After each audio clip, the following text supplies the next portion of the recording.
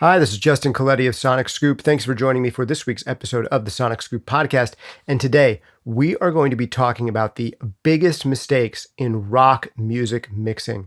Hope you enjoy this format. If you do, then maybe we'll do one on hip-hop mixing and EDM mixing. And let me know in the comments down below or email me, podcast@sonicscoop.com. Let me know what genre you want me to cover. But today, it's going to be rock music mixing. And in addition to mastering a lot of pop records and hip-hop records and EDM records, I've mastered a lot of rock records. And when it comes to newer mixers who are having trouble getting the kinds of sounds that really stand up to their favorite rock releases, these are the things that I find them doing wrong.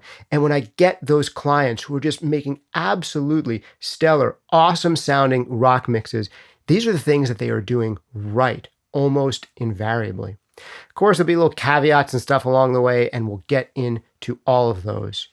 But first, I just want to give a quick little note about mixing for a genre in particular. Just because you're inspired by rock artists doesn't mean you can't mix more in the pop style. You absolutely can, but this should be a conscious effort. And what I'm going to be talking about today is those people who really do want to make rock records that sound like rock records, that stand up to their favorite, most badass rock records, but they're not. And often the mistake that those people are making is that without really thinking about it, they're taking cues from the wrong places. I totally get the idea of being informed by artists in one style and production in another style. In fact, there was a gold record that I mastered not too long ago for an artist named Yokelore, very kind of indie rock, indie pop stuff. But some of the sonic references he focused on were really mainstream pop releases. And I mastered it in that vein. And it turned out beautifully. Gorgeous sounding record, went gold. He's got for one of the singles, 5 million plus plays on YouTube, something like that. So things can turn out wonderfully that way, but it has to be intentional. And when your intention is to make rock records that sound rockin', here's how you do it, and here's how you do it wrong. I hope you take a lot away from this one. There's going to be a lot of nuggets in here that I think you can implement right away in your own mixes. I think you're going to get some great conceptual frameworks and some great insights into what makes rock mixes rock. So let's get right into it. The only thing that I've got to do before we get right into it is give the briefest of shout outs to our sponsors. And the biggest, most important sponsor, as always, is you. If you want to go super deep with me on mixing and hear a whole bunch of mixes from across genres, we take them apart, go under the hood of them, hear what makes them work, and do a lot of mixing together, then you can check out my full-length course, Mixing Breakthroughs. But more importantly than all that, it'll give you a conceptual framework, a step-by-step process for getting better mixes every single time, increasing the quality of your results while your finishing time goes way down, increasing your confidence and creativity while bringing your second guessing of yourself down to next to nothing. Can all of this happen at once? Absolutely. We got the testimonials to prove it, and there's a 30-day money-back guarantee on it, so check it out over at mixingbreakthroughs.com. If you prefer to learn everything I know about mastering, you can check out masteringendemystified.com, or if you're ready to have true breakthroughs in hearing and using compression like a pro, check out Compression Breakthroughs at compressionbreakthroughs.com. All of these come with a money-back guarantee. More about our brand sponsors later. I'll just tell you real quick that this week they are Soundtoys, makers of some of my favorite plugins out there. Great creative mixing effects. Ton of them great for rock mixing. Check out anything they make for free for 30 days at soundtoys.com. Also, big shout out to Focusrite, talking through one of their Claret interfaces right now. All of their interfaces come now with the Hitmaker expansion bundle, which is a whole bunch of great channel strips for mixing and mastering, guitar amps, virtual drums, vocal tuning software, and a whole lot more. And last but not least, some free stuff for you if you want. GPU Audio. They are now in an open beta phase where you can go and get their free convolution reverb over at gpu.audio/SonicScoop. That's gpu.audio/SonicScoop. Very soon, they're going to have a whole suite of plugins there with AAX support too. So definitely check them out if you want some great plugins that are currently free, if you act now, that run on the GPU in your computer. All right, here we go. Rock music mixing, how to get it right, and most importantly, how to avoid getting it wrong. Here are the biggest mistakes that I find. And number one is taking your cues from the wrong places. A lot of the things that I hear go wrong in rock mixes come from newer mixers poorly choosing references and focusing on the wrong things in their mix. There are some newer mixers who are starting to get good at mixing, and they want their mixes to sound impressive. And they end up listening to what they think are impressive sounding mixes that have nothing to do with what the actual rock record that they're working on right now should sound like. So some producers and engineers get a little EDM happy, like they hear these big, impressive, super hot, super loud, super tall and wide sounding electronic or EDM mixes, and they start taking cues from those and try to make the rock record that they're working on right now stand up to those or sound like those. And those inevitably make the mixer focus on the wrong things. When you're focusing on amping up your low end as much as possible, with getting a lot of sparkle and shimmer on top, you're neglecting what is the heart and soul of a rock record. Whether it is modern rock, classic rock, or metal, heavy music, the heart and soul of rock records is in the mid-range. And when you shortchange that and you don't get that right, your mixes don't sound rockin', all right? It's that simple. You have to get the mid-range right.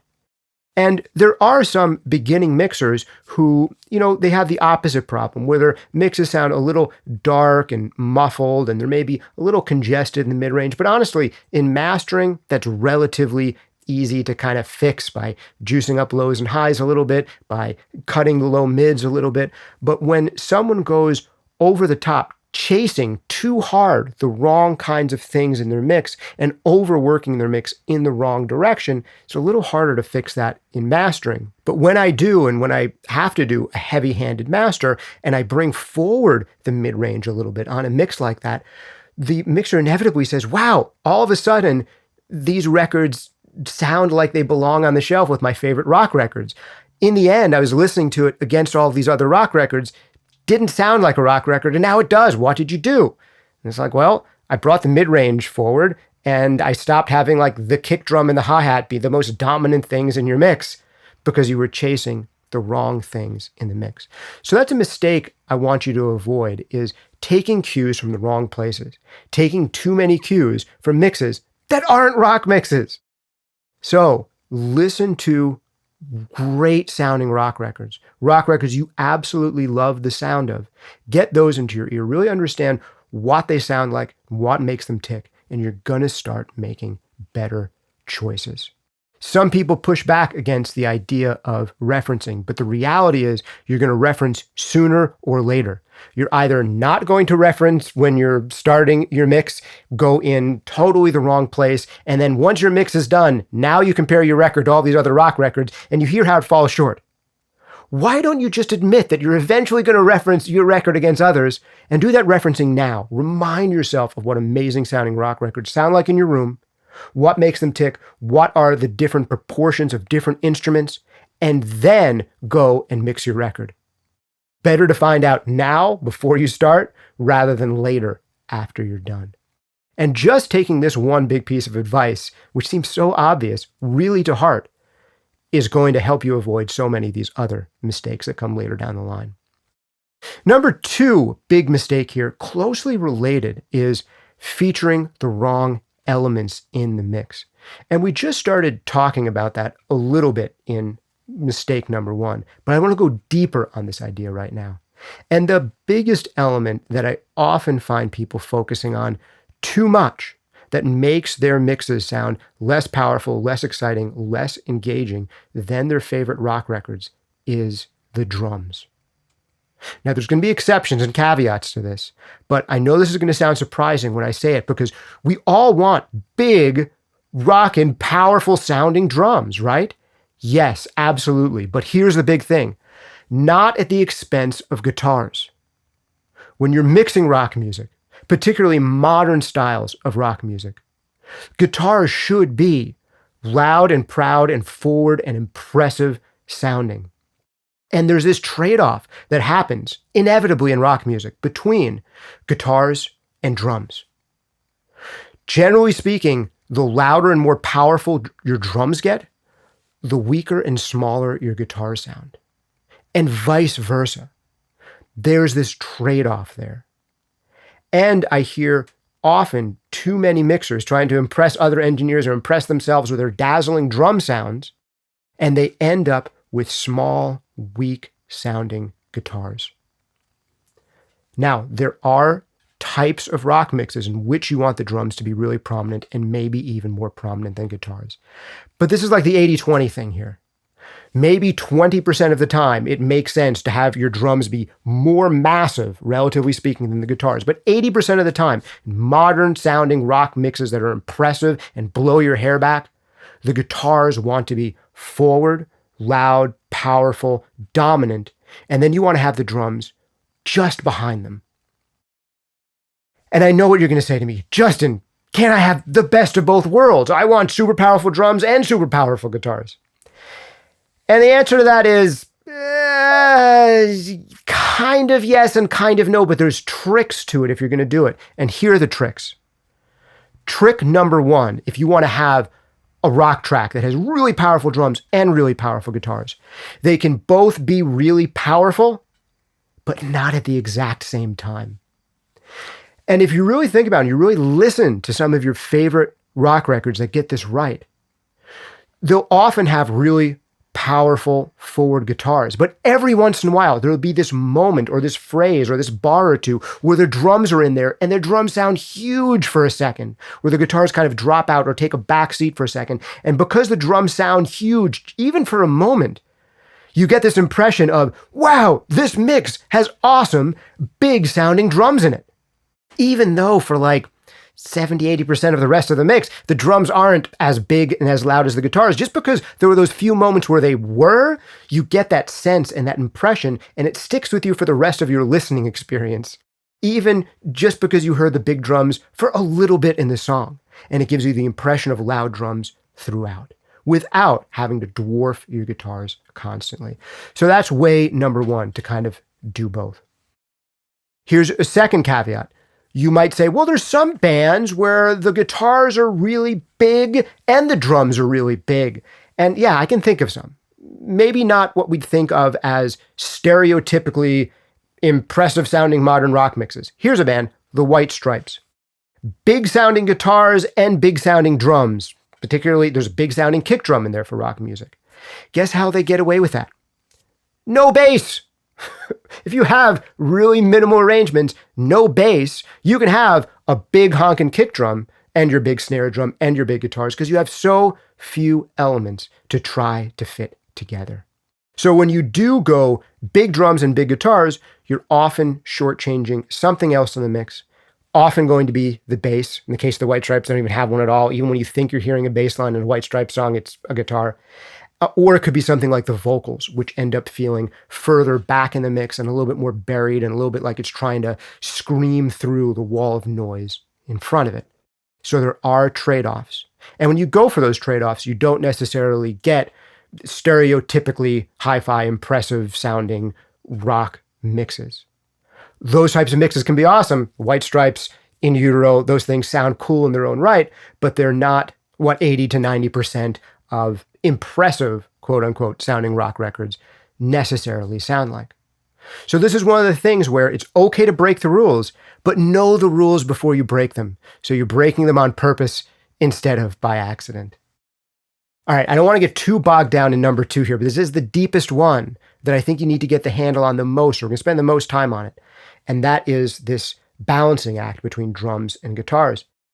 The last caveat I want to throw out is, yes, you're going to mention to me some of these classic rock songs that have really big drums. What about those songs where the drums are really forward? But what about the Levee Breaks by Led Zeppelin, man? What about Kashmir by Zeppelin? Okay, let me talk to you about those real quick. Listen to When the Levee Breaks by Led Zeppelin. The drums are huge. It's awesome. Guess what's not huge at all? The guitars. The guitars are not that big and impressive and interesting in When the Levee Breaks. That's how they get away with having big sounding drums. The guitar takes a backseat. And if you really listen to that mix, when things start, the two main lead instruments in that mix are basically the drums and that crazy harmonica sound. Big crazy drums, big crazy harmonica, and the guitar is almost like an afterthought. Same thing, Zeppelin, Kashmir, big drums and big strings. And the guitar is like an afterthought. So you got big drums happening, big strings happening, but the guitar is relatively small and weak and not conventionally rocking and not impressive big rock guitars. Now, one of the things that all of these exceptions that we've been talking about for ages have in common is that much of the time they have a really interesting drum part that's kind of the point of the song, and that drum groove is unusual and interesting, so featuring it makes sense. And that is going to make sense on your 20 or 30% of rock mixes. But on your 70 or 80% of rock mixes, the guitars are what are doing the more interesting things on the record that define the sound of that record and define the song. And shortchanging them just to amp up some drums that aren't doing anything particularly interesting in that song is a mistake. So, long story short, get powerful drums, yes, not at the expense of guitars. And if you are going to get powerful drums, the things to feature in rock mixes are often snare drum. It's going to be your most important drum in rock mixing in general.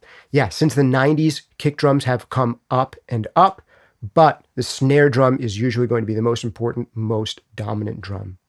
This is not hip hop. This is not EDM. This is rock music, and there are going to be a small number of songs where your kick drum is the most important thing, but more often it's going to be your snare drum. And then the other big thing in there that gives you the chance to say, hey, the drums in this sound really big, are tom fills, when you can give toms a chance to speak loudly, clearly, and in a controlled way. Those little glimmers of big drums that can poke out here and there are one of those things that leave you walking away with the impression of big drums, even if they're not continuous throughout the whole track. And drum breaks, where there's guitars taking back seat for a moment and you have a big drum fill when there's fewer things overshadowing them, give you an impression of big drums throughout the whole song, even when there's not. I focus a lot on that relationship between guitar and drums because I think there's an important give and take there in rock music mixing in general, and it's one of the most important things that you get right in your mixes. But real quick, based on the focal points episode I did recently, which you should definitely check out, I think it's called The Most Important Thing in Music Mixing. It's all about focal points. If you're going to think about what are the most important elements in rock mix, here is our standard ideal rock mix, 80% or so of the time. Something like this. Guitars are big and forward and to the sides a bit. And right next to these big, important guitars on the sides, the other most important element is usually right down the center. It's usually either vocal or snare. So you could have your primary elements be guitars and vocal or guitars and snare. And then you might have these secondary elements, which might be snare and kick or snare and bass. And then you might have your supporting elements, which might be bass and kick. It depends on the song, but you want to think about priority and have your first tier instruments. What are your lead elements in the song? Probably guitar and vocals or guitar and snare. What are your secondary elements, and what's the everything else that's meant to play its part but not get in the way? Exactly what that's going to be in your mix is going to depend, and there are going to be those exceptions that fly in the face of the 80 or 90% of the time that I just said. But as long as you're thinking about it that way, you can have a much better time setting the right priorities in your rock mix. All right, we spent a lot of time on number 2. Now we are going to go into number 3, and we're going to start getting a lot quicker from here on out. Because with all that established in number 1 and 2, man, the rest of this stuff is easy. The next big mistake that I hear is, again, around guitars, and it's guitars not being wide enough. In really great, impressive sounding rock mixes, when possible, guitars are often wide. A client gave me a reference of a great sounding 90s record recently, a Soundgarden Super Unknown, and it was cool to listen to some of those for the first time in a while, and it was great putting up on my big awesome speakers here and hearing Fell on Black Days on my big speakers. It was sounding awesome, and it was really great to hear how wide those guitars are through so much of that song. And one of the cool things about hard panning of guitars is that it brings the guitars forward to have them really panned out hard, while leaving a big space in the center for the also all-important vocal and snare to be able to take up plenty of space. So listen to tracks like that. Another one off of that particular record, Black Hole Sun, really interesting, where the track starts off and it's basically a duet between hard panned hi-hat and hard panned guitar in the intro. We get into the verse section and there's only one mono guitar, but it still sounds kind of stereo. I believe it was panned off to one side slightly. And on the other side, the guitar sounded a little darker on the other side. And I wouldn't be surprised if the guitar's reverb or delay was being panned opposite of it and a little bit darker. So you got this sense of width. Not hard panned because we're in a relatively sparse section, and that might be a little bit distracting, but being brought off center and then having a slightly different sounding version of itself off to the side. And then when we hit the chorus again, we have the guitars go way hard out again, leaving space in the center while still making things sound big and wide and massive and impressive. And this is just one example from the 90s, but this general kind of trick has been employed throughout the 2000s and the 2010s, and now what are we in the 2020s? This kind of general approach to guitars in modern sounding impressive rock records is a pretty common one. Now, there are some potential mistakes you can make in panning of guitars. And here's one of them that I made a lot early on, which is instead of getting impressive stereo, getting big mono.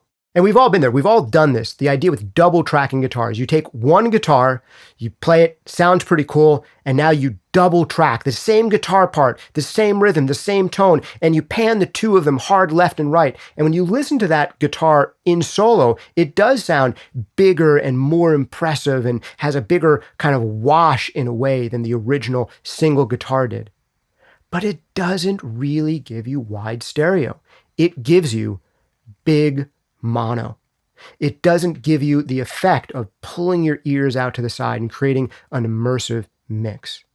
And actually, in the soup of a lot of tracks together, double and triple and quadruple and quintuple tracking this same guitar part just kind of can add to the soup and the mid-range and lower mid-range clutter without giving extra definition, extra width, extra height, extra impressiveness. So when possible, you're looking to hard pan guitars that are slightly different parts and or slightly different tones. You want to hard pan complementary sounding guitars. Maybe one slightly brighter than the other. Maybe one playing a slightly different or faster rhythm than the other. Those are the kinds of things you're looking to do with panning of guitars. When you don't have that luxury and you just have a single guitar, there are plenty of great tricks to make them sound more convincingly wide instead of just double and triple and quadruple and quintuple tracking it and panning those. One of them, as I mentioned, is you take a guitar slightly off to one side and you pan a reverb or a delay or a slightly altered version of that guitar off to the other side, maybe a slightly darker version of it, and we're getting a sense of space and spread. And I think you can hear that on Black Hole Sun in the verses. That one just came to mind because I was listening to it recently. But you can also do things like run it through a stereo delay, where you maybe have two very short delays on either side.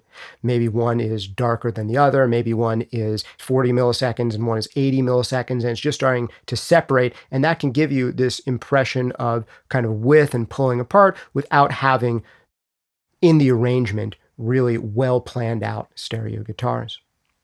Real quick, I should mention one other potential benefit of going wider with guitars, and that is it's easier to make your guitars fatter and thicker when you're going wide, and it's easier to avoid guitars that are too shrill, too annoying sounding, too much 2K, 3K buildup. When you have harsh, shrill sounding electric guitars, it really sucks to listen to, and it's really hard to fix that or smooth it out later down the road in mastering.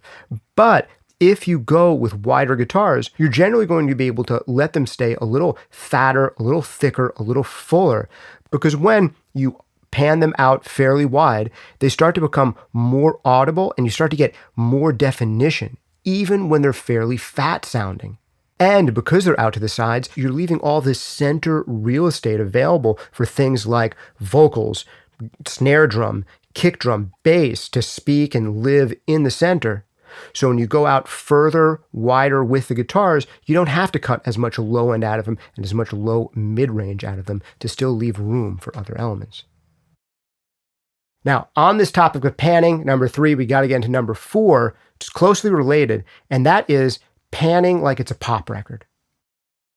This is one of these rules where you can break it, but know that it's there and know that much of the time, when it comes to things like background vocals, if you do hard panning on background vocals, it's going to take away from the width of the guitars. Often in rock records, we're focusing on having wide sounding guitars with background vocals that might be a little bit more centered. There are absolutely hip hop and pop and EDM records that really exploit super wide pan background vocals, and that can sound awesome. And again, hard panning things, especially when they're a little dry, really brings them forward in the mix.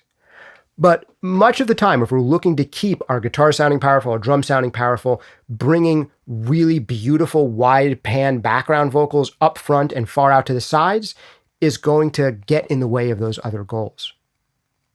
So I'm not saying don't do it. I'm saying know that it's the opposite of what's on most of your favorite sounding rock records, and then do it anyway, knowing that.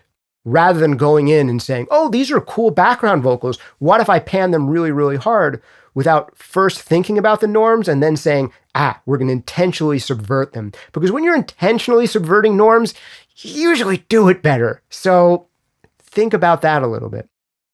I want to punch in here to give you a quick contrary example, and a old school one I can think of off the top of my head is one that probably everyone's heard, Bohemian Rhapsody. Are there big, beautiful, wide-sounding background vocals in that song that are interestingly panned? Absolutely. Does Bohemian Rhapsody, for most of the song, sound like a rock track, a conventional rock track? No, it doesn't at all. In fact, about 4 minutes in, we get to a section that a lot of people refer to as the rock section, where it finally sounds like a rock track. And what happens there? Are the background vocals still the super wide, big element in there? No. When we get to the rock section, the super big, wide element that makes it sound like a rock section is the guitars. Yes, the drums come up, but even more importantly, the guitars come way up and go super wide. So we have a section that's a little bit more pop, a little bit more ballad. It's got wide background vocals, and we have a section that is more rock, and there we've got big, wide guitars. And the background vocals, maybe if you listen really closely, maybe those background vocals are still a little bit panned way under those guitars, but you can't really tell because what's giving you the sense now of being wide and pulling your ears out to the sides are those big rock guitars. Yes, the drums have come up, but even more importantly, those guitars have come way up and way out to the sides, and they're the thing giving us this sense of width. So you have more pop style section of the mix, big wide background vocals, more rock sounding section of the mix. You've got big wide guitars, and those guitars get amped up even further as that section goes along. But that's a trade-off in rock music to think about. The trade-off between big, wide, impressive background vocals and big, wide, impressive guitars. One of them sounds more conventionally rock, one of them sounds less conventionally rock. Similar things with panning a hi-hat. There are certain styles of hip-hop mixing and EDM mixing where you might have the hi-hat way, way panned out. But again, really super hard panning of things like cymbals and toms could detract from the width and power potentially of guitars. I'm not saying don't do it. I'm saying know that before you do it so you know what compromises are likely to come up. Do you want your toms to really be the dominant, most important thing right now that's really supposed to attract the ears? And in that case, super hard panning them might make sense. But if they're not supposed to be the most dominant, most important thing right now, and the hi-hat's not supposed to be one of the most important things right now, consider tucking them back slightly, both in stereo field and depth of field. So these are things to think about. And I want to give you that framework, not a set of rules that you have to follow, but a set of norms that play into most rock mixes so that you know what you probably want to focus on by default. And then if you have a good reason to do the opposite, do it because you have a good reason to do the opposite. Okay, next one here is going a little bit deeper into drums. And number 5, we're going to talk about drums for the next few here, is shortchanging your snare drum sound. This is one of the other biggest problems or mistakes in rock music mixing for new mixers. The snare drum is arguably the most important drum in rock music. Us producers and engineers love kick drums because they sound impressive on big systems, and because on those songs where the kick drum is awesome, it's like it's unusual, and that's why we remember that great kick drum sound, because not every record sounded like that. And then we heard a great sounding kick drum, we go, that kick drum's cool, I want to do that. Not all of my records, or not all records in general, sound like that. But in rock music, generally speaking, your snare drum is your most important drum overall, and you want to make sure that it sounds awesome. And here's the reality. You basically have 2 ways to do this. 1, you get an awesome drummer playing an awesome drum that's well-tuned with fresh heads in an awesome sounding room, and you get really good at miking it. That is way number 1 to get an awesome sounding snare drum. And if you want to go down that road, please go down it and do it well.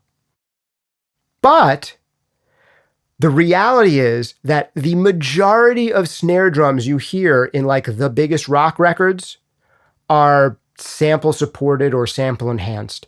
And this is doubly so for good sounding rock records that aren't the biggest rock records in the universe. They're usually, if not sample replaced, at least sample enhanced, sample augmented.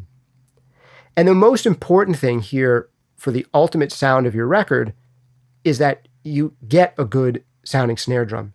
It's not necessarily how, it's that you've got it. And if you turn up your nose at the idea of sample enhancement or sample augmentation on your snare drum, that's fine.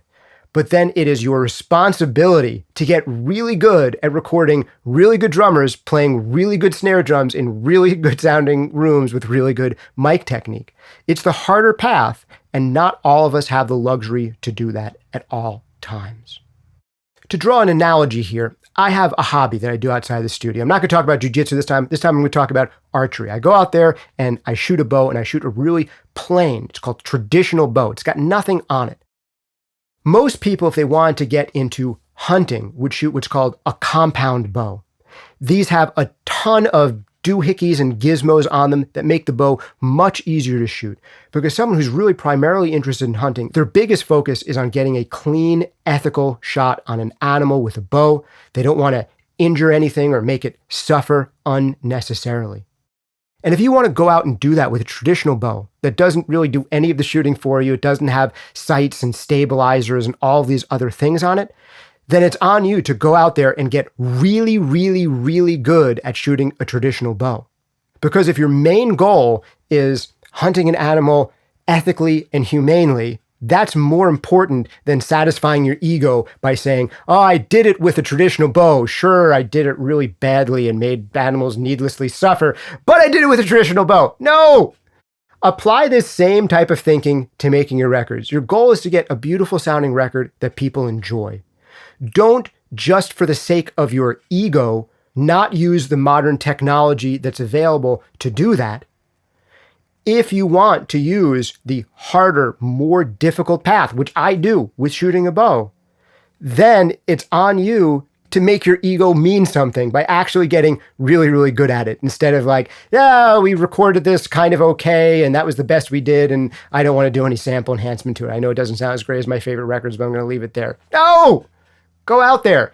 Put the doohickeys and the gizmos on your bow. Go out and do some sample augmentation on your snare drum.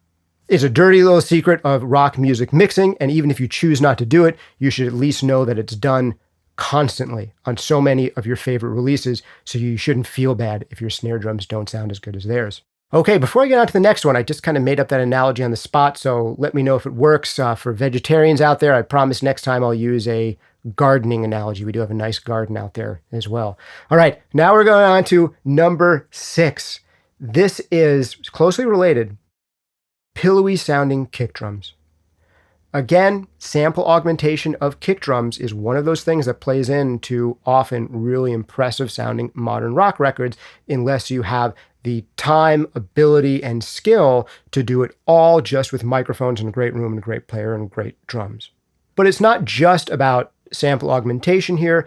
It is about making kick drums often sound more defined. Even if you do get a great sounding kick drum recording, most kick drums you'll hear on most great sounding rock records are EQ'd often pretty significantly, usually to take out a bunch of low mids and often to amp up upper mid range. This can be done to extreme degrees in certain styles of metal mixing, where we're talking about really super deep cuts at 250 hertz and 500 hertz and really super big boosts between 3K and 6K. Or it can be more subtle than that. And yes, there's going to be exceptions to this. Some great rock records have fairly pillowy sounding kick drums. I remember listening to Michael Brower's mixes of a Grizzly Bear record and hearing just how pillowy and old school 1960s garagey the kick drum sounded. And I was like, that's awesome. You're Michael Brower. You have that much confidence. You don't need to impress me with this super hi-fi kick drum sound you're able to get where you really tighten things up. No, you kind of let it be this unusual thing on what is a beautifully unusual record. But again, a record that doesn't sound like what the 80% of impressive sounding quote unquote rock records sound like. And in most of those, you need to do a significant degree of tightening up of your kick drum, low mid cuts and upper mid boosts. You can go too far with this and make the thing sound too clicky and too compressed for the style that you're in. So again, number one, going back and taking cues from the right general references to get you in the right general mindset is important. All right, we're really cooking here. Let's get on to number 7, and that is high percussion that's too loud. And the big one here is often hi-hat, but it can be things like crash and ride cymbals. And if you have your cymbals overwhelm your guitars, and maybe in addition to that, they're panned really super wide, detracting from the width of guitars and the width of toms, that can be a problem. Another big potential issue with having cymbals and high percussion too hot in the mix is they can be one of the main things triggering your bus compressor, and you end up with lots of compression on your cymbals, and cymbals often don't take to compression very well if you're going for big and impressive.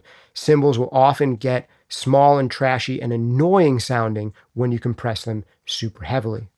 Also, if you mix a little bit on the dark side, which is the norm for most mixers, you may not even realize that you've brightened up your cymbals significantly compared to the rest of your mix. And then when it goes into mastering and your whole mix needs to get a little brighter because you mix dark, now the cymbals are way too bright. So erring on the side of tucking down your cymbals slightly more than you think they need to be and making them slightly darker than you think they need to be will often give you better results in the mix and at the end of your mastering session as well. This is also even easier to do if you use some sample augmentation, because you often find that your snare drum and your kick drum sound really good and robust in your room mics and in your overhead mics, and then the close mics on your snare and your kick are a little less inspiring. So now you're bringing up your overheads and rooms to make the snare and kick more impressive sounding, but the problem is you end up bringing up your cymbals a lot more when you'd actually get maybe an arguably more natural sound by doing some sample augmentation. And if you want extra special brownie points, you can make the samples yourself. If you think you got a really good sounding snare sound, but you just want it up, think about every time you record drums, sampling every single drum in the kit whenever you've got a great drum sound in the studio. That way, when you do sample augmentation and sample replacement, you can do it with your own drums, and you can say, I kind of did it the old school way. Look at how skilled I am. One of the other potential issues around this is that you're just working with a drummer who hits his cymbals way harder than he hits his actual drums.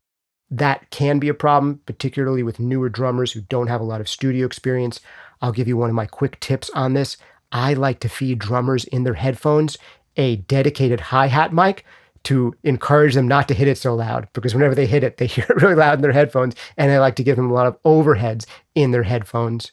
So that encourages them to lay back on the cymbals a little bit more and dig in a little bit more on the drums. So if you have a problem drummer who's a real cymbal basher, try doing that. Feed them a little bit of extra cymbals in their headphones. It really can help.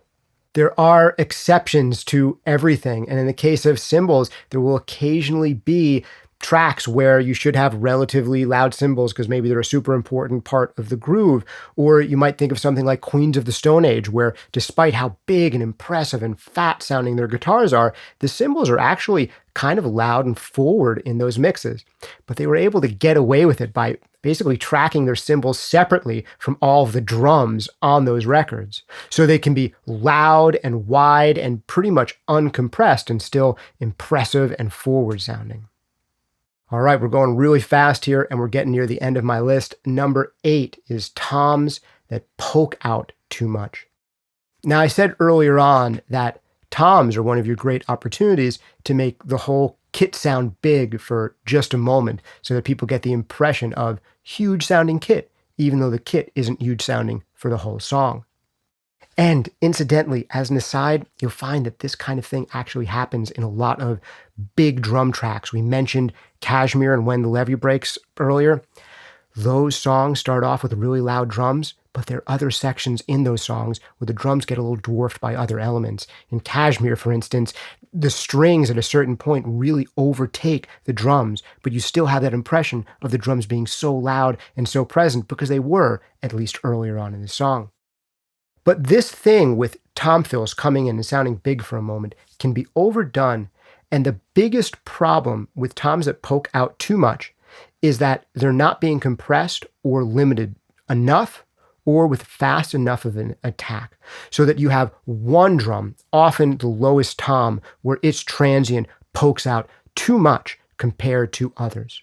Or you just have certain tom hits every now and then that just jump out a little bit more than others. And when you want to get really powerful sounding toms, they should be really well controlled. This may require that you use 2 compressors, a faster attack one that's really catching those peaks. It could even be a limiter or like a pseudo limiter where you have a 5-to-1 or 6-to-1 ratio and a pretty fast attack time, or it could be a straight up limiter that's catching peaks. And if that is dulling your tom sound too much and making them sound too unimpressive, then you might have the slower attack compressor that's bringing that smoothed out attack back up. But compressing your toms as a group and making sure that you're catching peaks and not being too shy and using a 2-to-1 compressor with like a 20 or 30 millisecond attack time that's letting all the transients through so it sounds natural.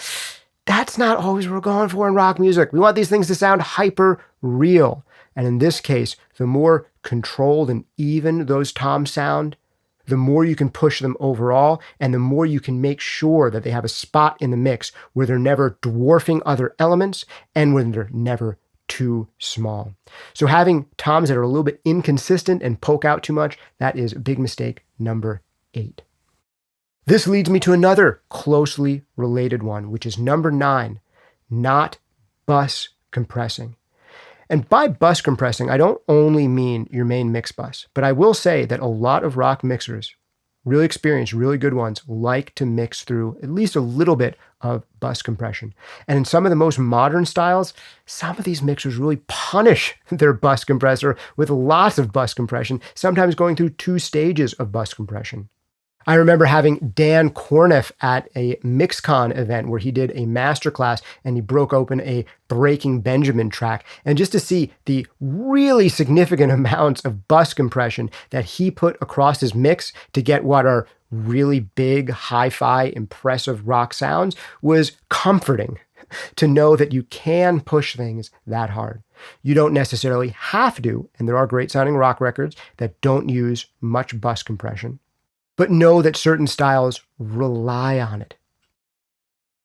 Because when we talk about rock, there's lots of different kinds of rock. With Pink Floyd's Dark Side of the Moon, you don't necessarily want to crush the mix bus with 10 dB of bus compression. But with a really heavy hard rock record, you might want to use significant amounts of bus compression. So again, know the situation, know the genre, and know what compression really does and really sounds like. Maybe with a course like Compression Breakthroughs, money back guarantee, 30 days over at compressionbreakthroughs.com. You're going to love it. Shameless plug. But once you really know and understand what compression sounds like, you'll know when you can dig in and on what styles you should back off on. But I'm not only talking about your main bus for bus processing. I'm also talking about your subgroups, like we just mentioned, toms. Chaining your toms together and compressing them a little bit more heavily as a group can be a wise idea. Using parallel compression in groups. Another option here is to take all of your toms into a parallel group, really compress and limit the bejesus out of this parallel group and fold that in those occasions where you need the toms to be big and loud and proud. So when you're bringing in your heavy toms, you're bringing up heavily compressed toms, and the rest of the time this parallel group could go down. The same kind of thing could happen across the entire drum group or across things like room mics, doing parallel bus compression, big and important in rock music. But can also be things like basses, where you might split up a bass into 2 or 3 versions of itself. Each one is being processed a little bit differently. Maybe you're compressing the lows a lot and compressing the upper mids a little bit less, and maybe you have a distortion channel, but taking all of those together and then putting a last little bit of processing on them together as a bus can be a wise idea. Same thing with all of your background vocals, having them go through a bus so that you can treat and compress them together, or all of your guitars going through a guitar bus, so on and so on. And often the mixers who end up with the biggest problems with control in their mixes are those who are doing the least bus processing. And ultimately, in rock music, it's this irony that the most powerful sounding mixes are often the most controlled sounding mixes. There's this controlled power. It's like a fire burning in your engine instead of a fire burning down your house. Controlled power is really what gives us this sense of amazement and wonder, where uncontrolled power gives us the sense of, something is wrong, I better watch out. All right, and now we get into the 10th and final one, which is one of the most important. And it's one of the mistakes that leads to so many of the other mistakes that we've talked about. And this is not doing a final pass of automation at the end of your mix. Sometimes when you run into problems like the hi-hat is louder than the guitar solo, or the drums are dwarfing the guitars here, making them sound weak and insignificant, or that tom poked out too much there, but I can't hear that other tom. Often that comes from setting a good balance for one section of a song, and now we're in a different section of a song where that balance you set doesn't work anymore. And after you get a good mix and you've really dialed in the basic big picture, and then you've gone in and refined individual sounds more to make them fit together even better, there is at the end of the process this step of doing your final automation and following each of the most important instrument groups through the song to make sure that they're at an appropriate level throughout the song. Because the appropriate level for the hi-hat and the cymbals that you set during the chorus might not work at all during the verse when the arrangement is more sparse, less loud. Now those cymbals that felt like a backdrop behind the guitars and the powerful drums and the vocals, now they feel like the loudest thing in the mix. And just doing a little bit of automation to bring down those cymbals, or maybe the drums in general, in the verse could really change the overall impact of the song and how the listener follows through the narrative arc of the song. How much you take them on an appropriate roller coaster ride of emotion through the song. Similar thing with vocals. The vocal level that you set for the verse might not be ideal for the chorus. And it's not just on the macro level, it's also on the micro level. Even if you use tons of compression and limiting and parallel compression on a vocal to make it really sit at one level in the mix, when the tone of that vocal changes because the singer is singing different notes or different words, all of a sudden, it can become more apparent and less apparent, and riding that vocal through the performance to make sure it's either consistent or highlighting the emotional narrative arc of the song, that is a huge and important thing. Guitars can also benefit from this. If you have a guitar part that's playing rhythm in one section of the song and is playing the guitar solo later, it may need different levels and even different treatments in different sections. And if you make sure that you don't plan on just having one setting for every instrument that works through the entire song, and instead you go in saying that one of the most important things I'm going to do at the end is automate anything and everything in this mix that's important, or at least listen for the opportunity to do so, you're going to have a much better time and you're going to avoid so many of these 10 problems that we just discussed. Well, I hope this one is useful for you. Let me know in the comments down below or write me at podcast@sonicscoop.com and let me know, do you agree or disagree with this list? Is there anything you would add to this list? Or is there anything you'd subtract and you think I'm totally wrong about? Definitely let me know in the comments down below. I read every single one of them and I'd love to hear your thoughts. Let me know which of these are you the most guilty of, or which of these were you once guilty of and you've now changed and you know, like me, it's much better on the other side of the fence. Definitely want to hear from you. And while you're down there, remember to like and subscribe. Or if you're on the audio-only version of the podcast, consider giving us a 5-star rating and review. It really does help spread the word. And one more thing. If you've made it this far, do you know what that means? It means you're totally weird and I totally like you. And apparently it means that you don't mind hearing me talk for extended periods of time. So if you wanted to go under the hood of a whole bunch of mixes, hear them together, and dramatically improve your mixing chops, making your time to complete mixes go way down, while your quality and creativity and confidence goes way up, then check out the full-length course with me, Mixing Breakthroughs, over at mixingbreakthroughs.com. There's a 100% money-back guarantee on this one. I absolutely know you're going to love it. If you prefer to learn everything I know about mastering, you can check out the full-length course on mastering, Mastering Demystified, over at masteringemystified.com.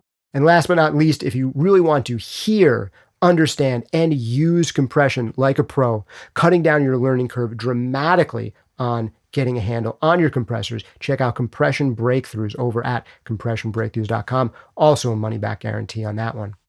If you prefer some free stuff, I can hook you up with that too. GPU Audio, sponsoring this podcast, has a free convolution reverb waiting for you, and soon a whole suite of free plugins running on the GPU of your computer over at gpu.audio/SonicScoop. That's gpu.audio/SonicScoop.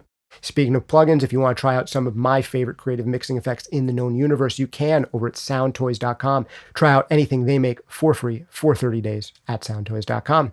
And last but not least, I'm speaking to a lovely Claret interface from Focusrite right now. They make some of the best values in interfaces out there, from their entry-level Scarlett line all the way up to their high-end RedNet series. And all of those lines of interfaces come with the Hitmaker expansion bundle, which is going to give you all sorts of great channel strips for mixing and mastering, a killer reverb, amp simulators, virtual drums, tuning software, and a whole lot more. Check out everything they make at Focusrite.com. Well, thanks for hanging out with me for this week's episode of the SonicScoop podcast. This has been Justin Colletti of SonicScoop. See you next time.